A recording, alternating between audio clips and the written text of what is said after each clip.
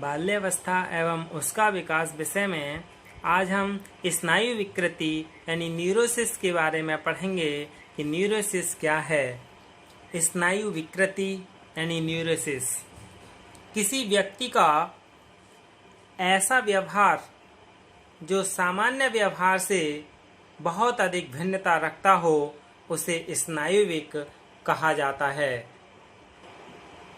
The behavior of a person which is very different from normal behavior is called neurological behavior.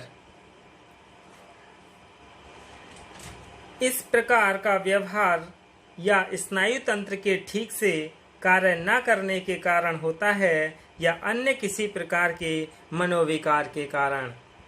This types of behavior is due to not functioning properly or due to any other type of psychosis. फिर भी व्यक्ति अपने वातावरण से अलग थलग नहीं पड़ता है। व्यक्ति अपने वातावरण के संपर्क में बराबर फिर भी बना रहता है तथा इससे सौहार्द भी बनाए रखता है।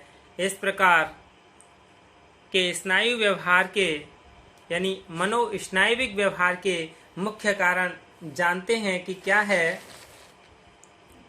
यानी सबसे पहला है उन्माद, इसका मुख्य कारण है यानी हिस्टेरिया, इसे मेनेनिना कहते हैं यानी हिस्टेरिया इसका मुख्य कारण है। The main causes of neurosis behavior यानी hysteria is the main reason for this. दूसरा है अहम का कमजोर होना तथा सुपर ईगो का ईगो पर छाए रहना।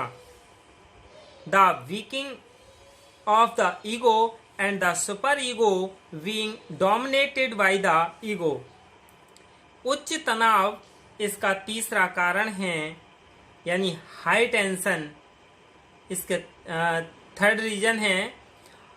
फिर जीवन के प्रारंभिक वर्षों में बालक के माता पिता के साथ अच्छे संबंध न होना भी मनोस्नायुविक व्यवहार का एक मुख्य कारण है।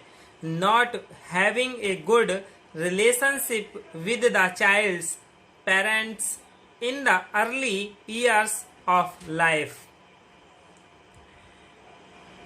इसके अंतर्गत माँ बाप का बच्चे के प्रति आलोचनापूर्ण प्रभुत्ववादी तिरस्कार भरा दृष्टिकोण आता है।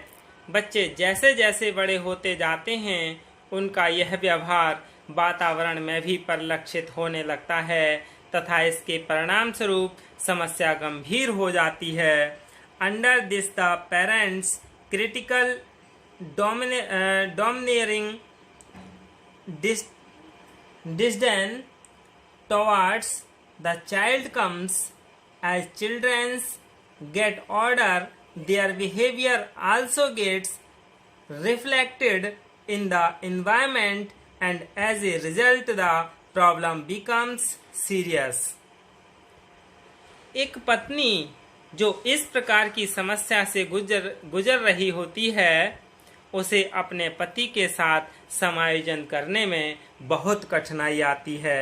A wife who is going through this type of problem has a lot of difficulty adjusting to her husband.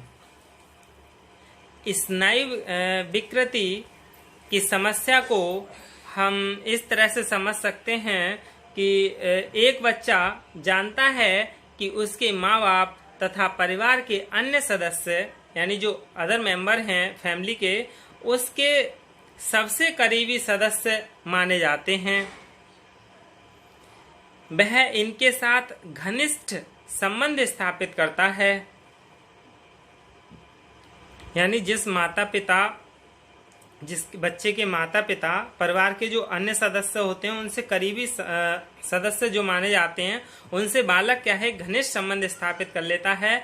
अब यदि परिवार के ये सदस्य बच्चे के साथ ठीक से व्यवहार नहीं करते हैं, उसकी आलोचना करते हैं, उसका तिरस्कार करते हैं, उसे पसंद नहीं करते हैं या उस पर अतिरिक्त नियंत्रण नहीं रखते हैं, तो इस प्रकार का अनुभव या प्रभाव बच्चे के व्यवहार को बदल देता है। अब वह इस प्रकार की धारणा के साथ ही बड़ा होगा।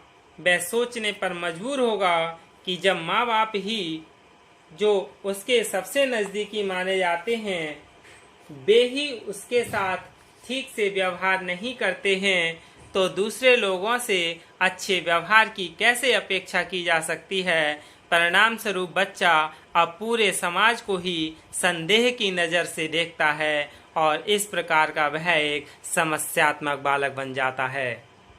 यानी फिर ऐसा बालक क्या है, समस्यात्मक बालक बन जाता है, जो अपने माता पिता यानी उसके माता पिता उस बच्चे के लिए तिरस्कार करने लगते हैं। फिर वो सोचता है कि जब मेरे ये नज़दीकी ही मेरे साथ अच्छा व्यवहार नहीं कर रहे, तो वह पूरे समाज को ही क्या संदेह की नज़र से देखने लगता है और फिर वह एक यानी समस्यात्मक बालक बन जाता है।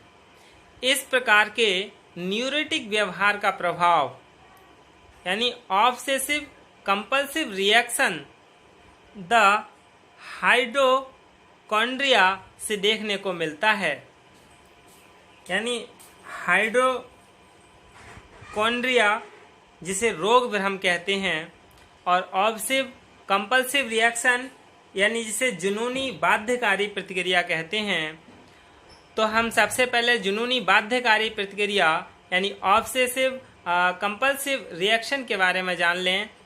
व्यक्ति यह जानते हुए भी कि उसके विचार मिथ्या हैं, वह इस विचार से स्वयं को उबार नहीं पाता।